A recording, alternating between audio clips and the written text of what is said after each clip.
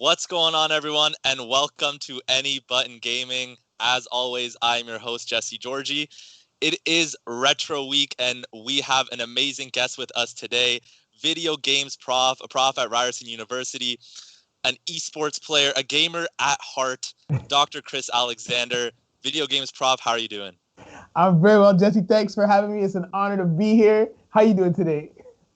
I'm doing good. I've been practicing a little bit over the last day or two, trying to get on that Street Fighter grind, because I know what I've been told is you're serious when it comes to this game. You know what you're doing. I don't know. I play a little bit. A little, just globally ranked in Street Fighter 3. That's it. Just a little. It's a little. It's just, Okay, well, I am ready to get this started. Let's see what you got. Let's see what I got. I've been practicing a little bit. So let's get this underway. All right. Who are we going to start off with? I think I'm going to go with Ken. Okay. So who is your go-to character when it comes to Street Fighter? Street Fighter 2? Sure, let's go Street Fighter 2. It's usually Edmund. Okay. Honda. All right.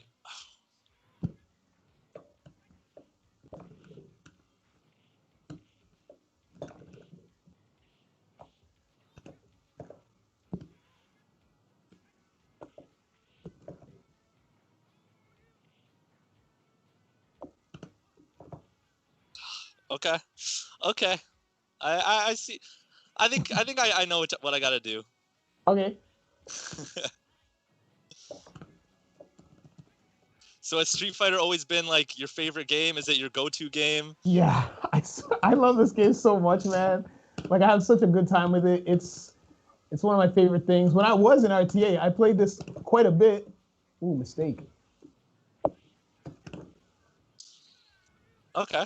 That was just round one. I'm getting warmed up. I'm starting to feel it. I like that. I think you have to hit start again, yo. Yeah. Oh, you want to do character select again? All right. Cool. Let's go back to the characters. All right. But yeah, so is it just Street Fighter or just fighting games in general that have been your thing? Well, I enjoy quite a few fighting games. It's genre specific. Like, usually I gravitate towards fighting games, card games, and Japanese role-playing games. So, okay. Yeah, the fighting games I enjoy right now. I started getting back into Soul Calibur, which I used to play when it was on the Sega Dreamcast. And yeah, card games, I'm playing a lot of Legends of Runeterra. And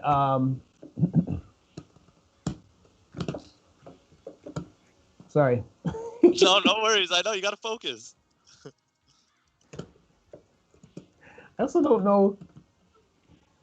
Yeah, so a bit of Legends of Runeterra, and I'm playing Octopath Traveler as well as Divinity Original Sin 2. Those are the games that I'm playing right now. Okay. Excited about those. See, I know Soul Calibur was something I played a lot as a kid. I used to use, I think his name was Raphael, if I'm not mistaken. Just because he had a sword and it always, long range. That's usually how I play in terms of fighting games. Okay.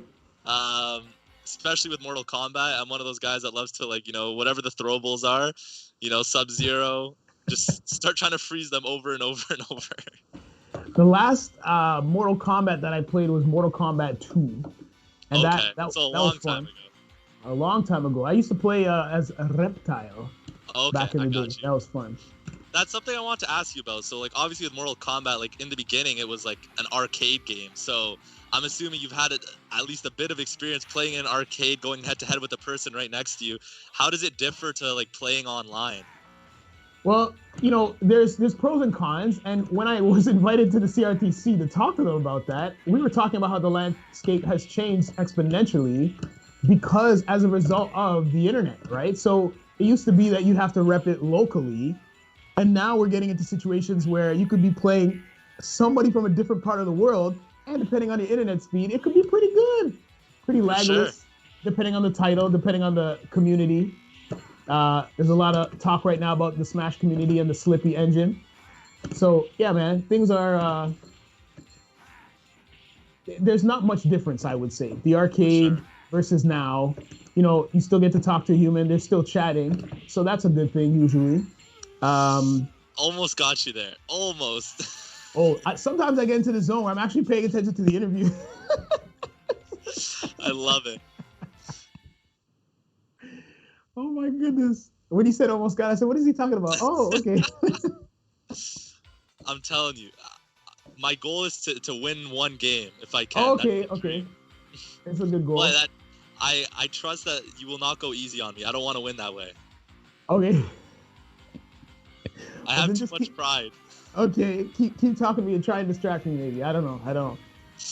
Yeah. So yeah, I'm glad that we're still able to share the the arcade experience kind of in an online environment. Feel like smug right now, yo. If he sees this, he's gonna be like, nah, you're not invited to Duff City. Oh man. Let's check the chat here. Luke Tannen, what's up? What's going on? Pragadish, how are you doing? Thanks for tuning into the stream.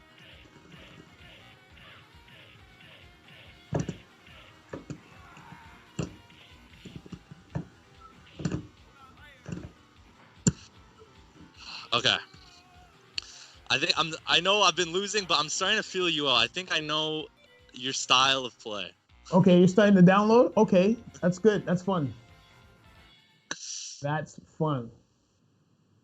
So something I've noticed with you, like watching some of your streams and stuff, it seems like you like to play a lot of different games. You're not like a one game wonder. You like to try different games. And like, why is that? Is it just like a love for gaming in general, or you get tired of games quickly? Well, what is it? So you have to understand, like, I really enjoy the artistry that is video games. So I'm interested in trying different perspectives on the art, right? So I'm interested in seeing how people package things differently, how games have changed over the years, how the stories have expanded. So like, I tend to play a lot of games, but I usually play them until completion, except for fighting games, obviously. For sure. Oh yeah, you might be able to do it this time. Don't give me that kind of hope.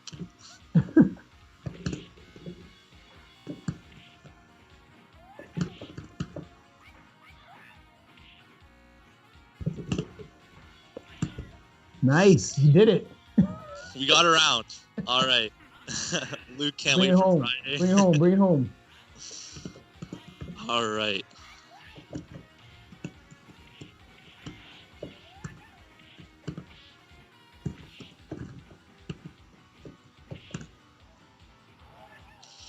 Okay. All right. It's go time now. One round left.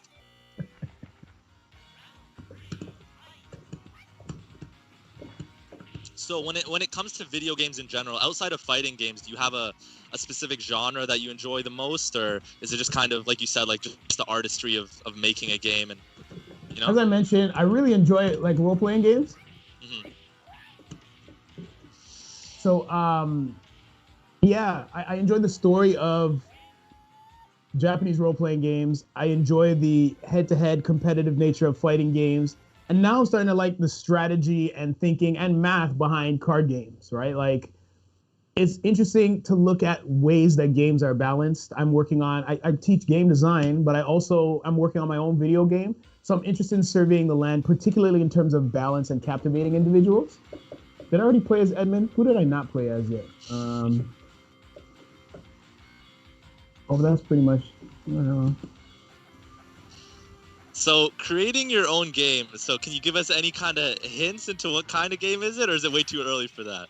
No, it's not early at all. It's what's generally classified as a walking simulator, and it's one of those lifestyle story games that, without giving too much away, it's about the player, who is you, exploring different issues like racism, difficulty in the workforce, parents, I guess fatherhood in my case, and but you actually play as a bear. So there's a lot of research that talks about people buy into talking to avatars. So my game, it messes around with those kinds of things. Basically, it's a culmination of my research over the years, manifested as a video game.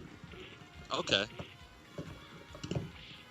That's very interesting. I've always like wondered like just how much goes into creating a video game, because obviously there's so many elements to it. I have a friend who studies video game design at Ontario Tech, and it's just whenever he talks about it, I don't understand half of it because he gets so in depth. But it's so interesting just learning about like all the different sides to creating a video game, that from the story to the gameplay to everything in between.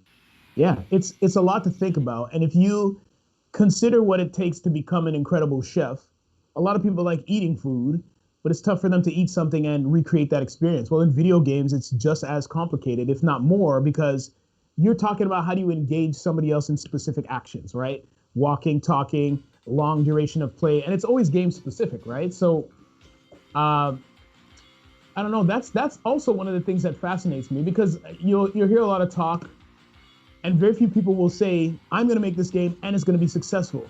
You prepare the meal and you hope. It's timing. Like now, multiplayer games are on the rise because of COVID. So you're seeing different types of multiplayer games. Even Beat Saber ended up incorporating multiplayer, which is sort of like I had no idea about that. I played a lot of Beat Saber in my time. Yeah. Really, I had no idea there was a multiplayer being added to it. Yeah, I read about it recently. I saw some footage as well. So I don't even know if it's implemented yet, but that's a scenario where you're looking at that, Among Us, Fall Guys, and people are coming together more in an online setting, but less pleasant like Animal Crossing, and more competitive like Among Us. You know what I mean? For sure, absolutely. That's some Street Fighter 4 tech I just pulled on you right there. And I think something that's interesting is, like video games over the years have changed so much, and I feel like now story has become so important, and I feel like a lot of the times the video games I play get me more engaged than movies that I watch, because you're controlling the character. You feel like you're in that, like something like The Last of Us. The Last of Us is one of my favorite games of all time, and it truly feels like a movie that you are living.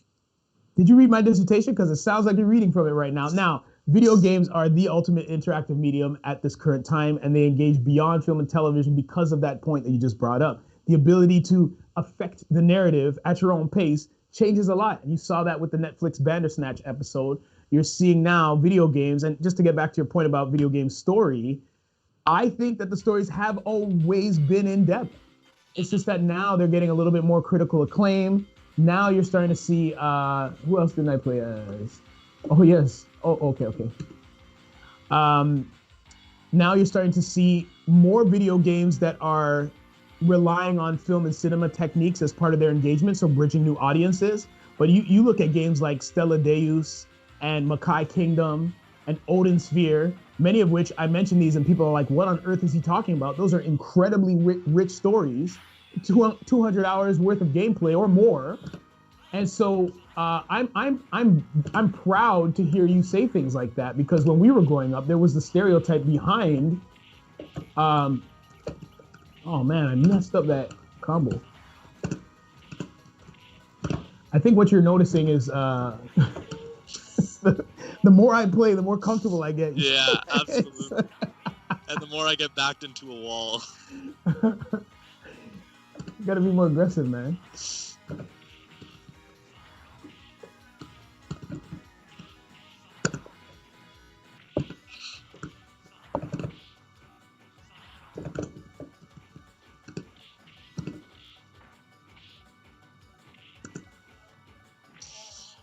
All right. Luke says, can't wait for the next video. Appreciate that. We have another video tomorrow, Tech Thursday. We're going to be taking a deep dive into a bunch of retro tech. Does Dr. Chris Alexander know about DK? I don't think he knows about DK. What?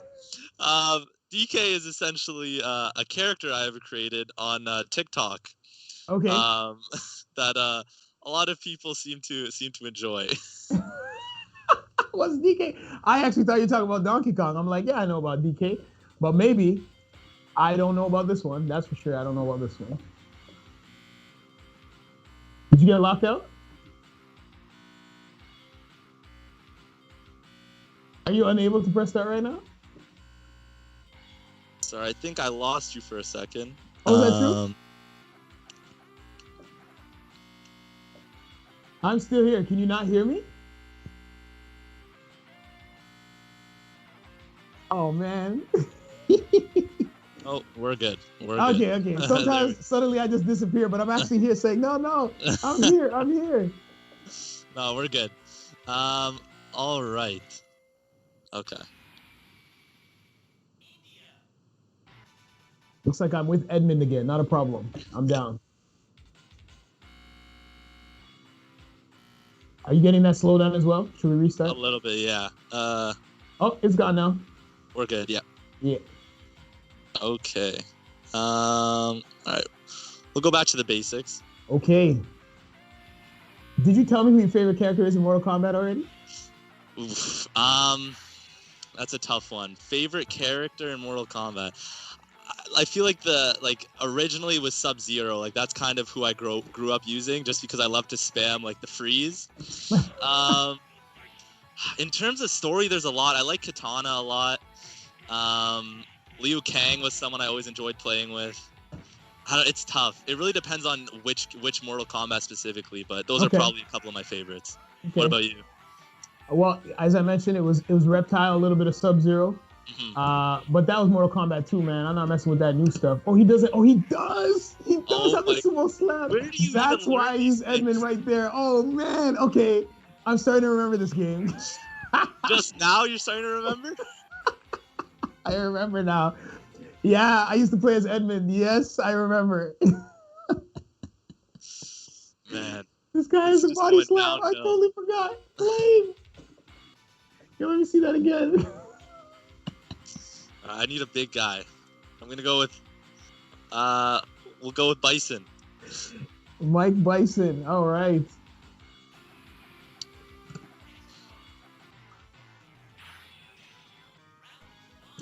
So I wanted to ask you, in terms of video games today, I mean, like obviously they've changed so much over the years. What do you think is something that has become a very important part of a video game that maybe necessarily wasn't as important 10 or 20 years ago?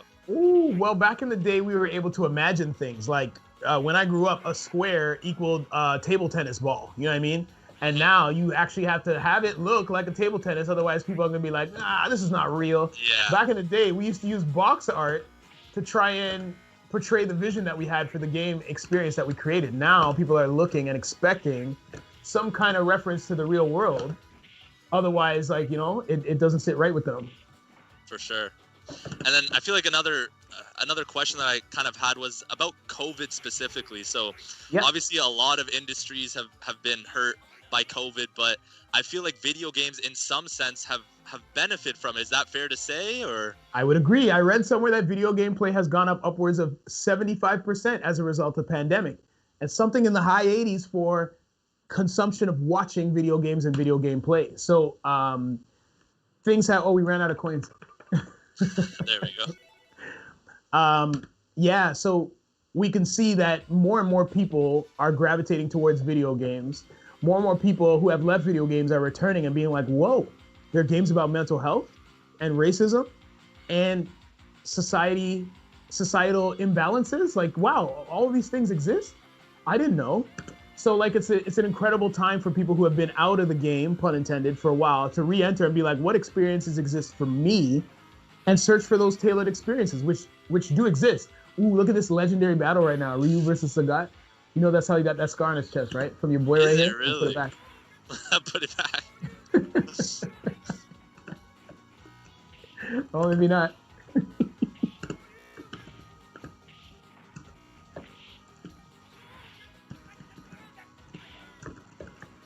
Oh, nice.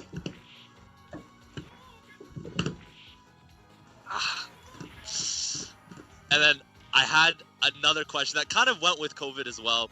It kind of to piggyback off the last question.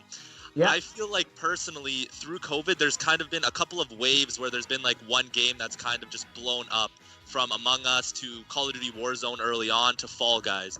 Yeah. Do you think a lot of that is just the games being that good, or is it just kind of opportunity, something with Fall Guys becoming free on PlayStation and everyone just kind of playing it because, it's free?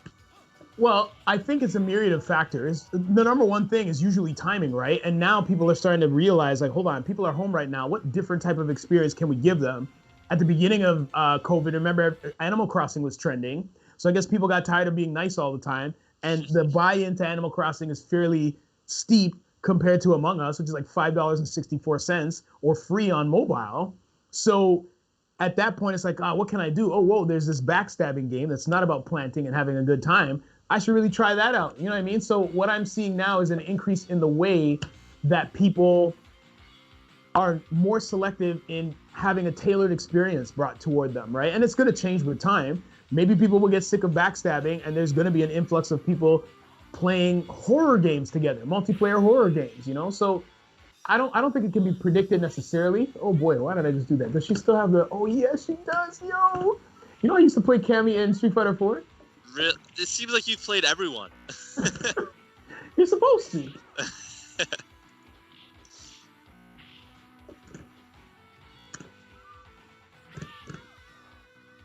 Yeah, so you know, those are just some perspectives on why people are playing and what people are playing. Like, I like that games like Among Us allow us to play games with people that we may get along with, but do things that we couldn't do in the real life without repercussion. Look at that empty jump.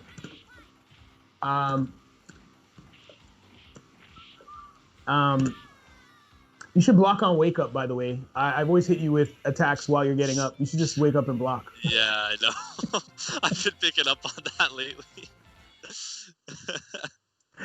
The stream's gonna watch and be like, "Hey, yo, this guy never blocks on wake up. What's up with that?" For everyone on the stream, wait until FPS week. I promise I will not be this bad. Oh my gosh, it's an honor to be the first episode. It's an honor. I really appreciate it. Oh, it's an honor to have you. Absolutely, you're a legend when it comes to Street Fighter. I wouldn't consider myself a legend, man. There's a ton of humans that play this game religiously. If I had the time that I used to have when I was your age, oh boy, I would still keep playing. This game is the best. In fact, doing this interview allowed me to play more Street Fighter than I have in a very long time. So thank you for that. Yeah, we're glad we can help you out. Nice. Oh, I guess you know about that then. There it is again. Man. But I agree with what you said about a game like Among Us, especially playing with friends. Like, I feel like I've enjoyed it most hopping in a Discord with my friends, and it gets so heated, you know, and it's such a fun game, but they get emotional with it, you know what I mean?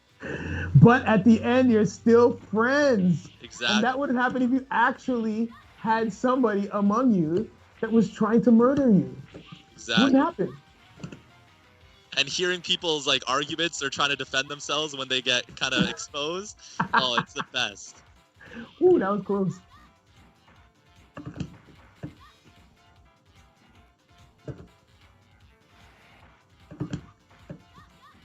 What is his? Oh, he's probably got the kick, yo. Sorry. Was that?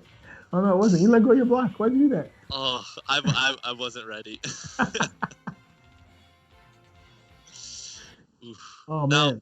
Now, another question I had was kind of focused on the future of gaming. So I want your opinions on VR. Obviously, it's been around for a couple of years now, and we've seen, you know, different versions of it, and it's clearly getting better. But how far do you think we are from VR like hitting the mainstream, like everyone playing virtual reality types of games? I think there's one core problem, which a couple of companies are trying to solve right now with VR, that once that gets tackled, it'll be more widespread, and that is motion sickness. And the issue with that is how the game itself reacts to your eye movement and your brain at the same time. And when somebody implements a system that includes cameras that track and move with the eyes simultaneously, then I think it could be eradicated. But at this point in time, in my view anyways, that tech would be too expensive to massively produce. So there's a percentage of humans, and I grew into that percentage of humans, who get really nauseous after VR. And I used to be okay with it, but recently it's been tricky for me, which I was like, oh no, I thought I'd be able to enjoy it. So, and let's be clear, in experiences where there's less movement, like less disconnection between body, and this is a biological thing, overwhelmingly, when you're moving and you're not moving, the body is immediately like, oh, something's wrong here. You got to pull off the headset. But in areas where it's okay, like for example, when you're sitting in a car and you're seeing things drive by, your body's okay to okay with being in motion. So roller coaster rides, roller coaster and on rails experiences seem to be okay. But you're also seeing a lot of VR in simulation and training, where it's a mandatory part of instruction. You see that with pilots and aviation that we're using VR now to get people up to speed. I had the fortune of working on 2 projects. One had to deal with post-traumatic stress disorder in paramedics, and the other one had to do with electrician training, and both of them happened in VR. And it was incredible to see the power of VR as it pertained to learning. So when you're looking at acquiring new skills, I believe we're going to see an uptick of people using VR. But whether or not it's going to become mainstream in entertainment, come on, man. The Virtual Boy tried to do that many years ago, and there's still a bunch of humans with lacking rods and cones as a result. Oh, that was not optimal. No, I totally agree with you when what you talked about in terms of motion sickness. I actually, pre-COVID, I worked with PlayStation at like different malls and arenas, just advertising PlayStation VR and letting people try out the games. And from what people told me after playing, that was probably the biggest, or the issue I heard the most was just that it made them feel a little bit nauseous, that it gave them headaches a little bit. Yeah. So those were the stuff, because the games were really fun to play, and once you get used to it, it's a lot easier. But for people trying out for the first couple of times, yeah, a lot of them did experience those kinds of symptoms. Yo, look at that.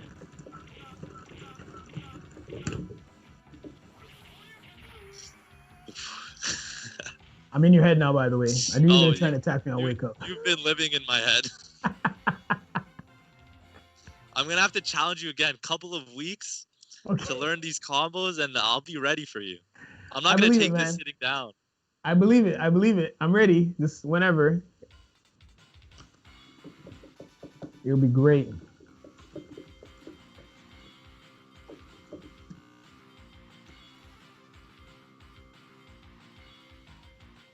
Man, I really want to keep playing as Edmund, yo. I used to have so much fun. And in the HD version that they released on the PlayStation 3, his light headbutt actually nullified Fireball. So it was a great gap closing tool. Oh my goodness. Nice wake up attack. I like that. He's getting there, folks. Yeah, use that MK tech, yo. There we go. Wake up buttons. Don't do it too much, though. I'm going to learn it. See how I kept my distance there? Yeah. I just told you. It's not as easy, but you know, it's intimidating. We got people watching, Chris. I don't like in the arcade, like you can't pay attention to who's behind you. You just gotta play. Oh, good reaction there. Oof, I jumped right into that one. Oh, mistake. That should have been the round right there.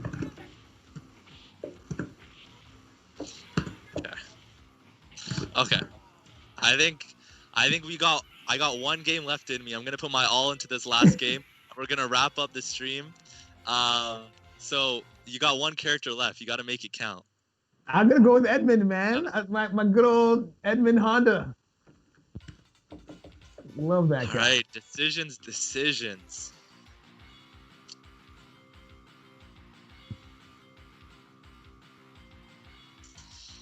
You just want to sit on me with him. With everybody, that's what Edmund does. That 100 hand slap, I should maybe incorporate that this round.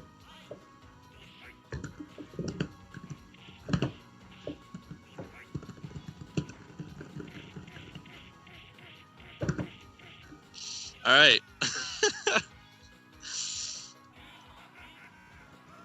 10 games in, you're still not going easy, eh? Oh, am I supposed to? No. Like I said, I have too much pride. I'd rather lose gracefully than... I didn't pick the game, yo. I didn't pick it. Let me see if I can end with a grab. There we go. Oh, my goodness. Oh.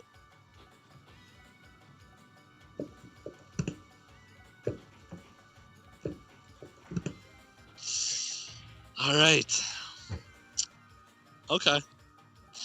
That's all right. I think that's where we're gonna call it. You thoroughly destroyed me, and you know, you are really as good as you said you were. I never said I was good. When did I say I was good? I don't even want to know how good you would have been on Street Fighter 3. So I'm happy we ended up playing Street Fighter 2. But Video Games Prof, Chris, Dr. Chris Alexander. I just want to thank you for taking the time to stream with us. We had a blast. I feel like we talked about a lot. And yeah, just thank you so much. Thank you for taking the time. Thank you. It was an honor to be here. I appreciate it. All right, and everyone watching the stream, thank you guys for tuning in. Don't forget to watch out for our video tomorrow, Tech Thursdays. We're going to be talking about GameCube, PS2, Game Boy, some of the best consoles and handheld devices in retro gaming history. So don't forget to check us out tomorrow. I gotta check that out. Yeah, you got to check it out. That's all we have for tonight. Thank you guys for watching, and we'll see you next time on Any Button Gaming.